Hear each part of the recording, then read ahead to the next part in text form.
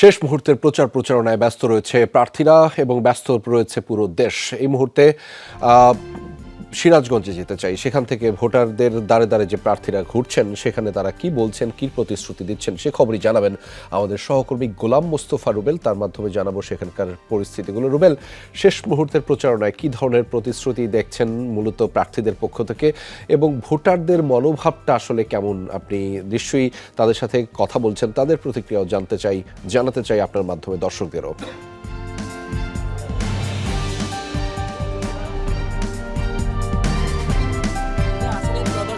নির্বাচনের সর্বশেষ সময় চলে এসেছে, অর্থাৎ আর কয়েক ঘন্টা পরই নির্বাচনের প্রচারণা শেষ হয়ে যাবে।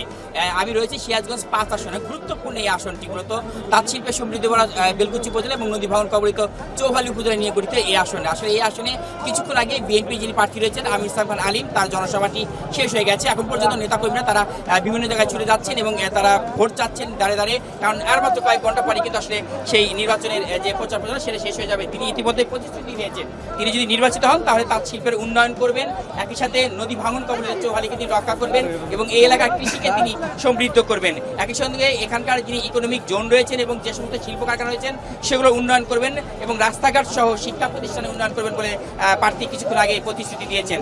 সার্বিকভাবে নির্বাচনী পরিবেশ কেমন দেখছেন ভোটার হিসেবে আপনারা?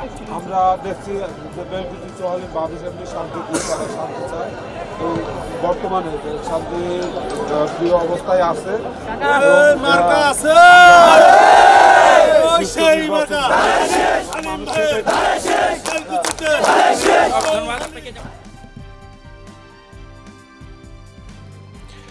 দর্শক, আমরা দেখছিলাম সিরাজগঞ্জ থেকে গোলাম মোস্তফা রুবেল জানাচ্ছিলেন সেখানে উৎসব মুখর এক প্রচারণা চলছিল।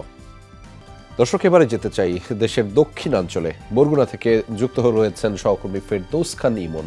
তার মাধ্যমে জানাবো সেখানকার প্রচারণার শেষ খবর। ইমন, একটু জানাতে চাই দর্শকদেরকে আপনার মাধ্যমে দেশের দক্ষিণাঞ্চলে একদম বঙ্গোপসাগর ঘেঁষা এই জেলাটিতে আর প্রচারণা কেমন চলছে একদম শেষ মুহূর্তে? প্রচারণার বাকি আছে যখন 13 ঘন্টারও একটু বেশি সময় ধরে।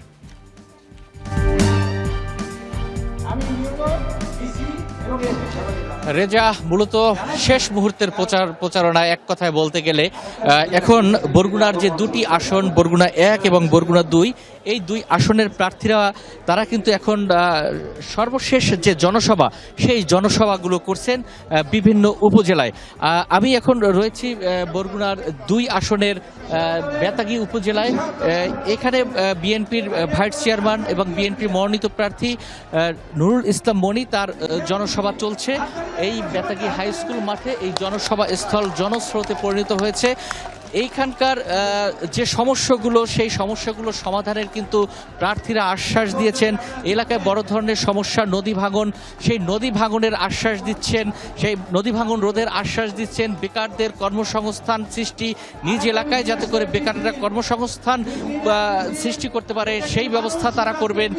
এছাড়া এখানকার যে ফ্যামিলি কার্ড, কৃষি কার্ডের যে কথা আছে সেটি কিন্তু তারা এমনিতেই বলছেন। এছাড়া বিভিন্ন ধরনের আপনার প্রতিশ্রুতি জনগণকে দিচ্ছেন এবং জনগণের মন জয় করার তারা মূলত চেষ্টা করছেন। এই ছিল আসলে বরগুনা 2 আসন থেকে। রেজা, একদমই তাই, সেটি জানছিলাম। প্রতিশ্রুতির ফুলঝুরি ছড়ছে শেষ সময়ের জন্য এবং সেটি আপনি আমাদেরকে জানাচ্ছিলেন। ধন্যবাদ আমাদের সাথে যুক্ত হওয়ার জন্য ইমন।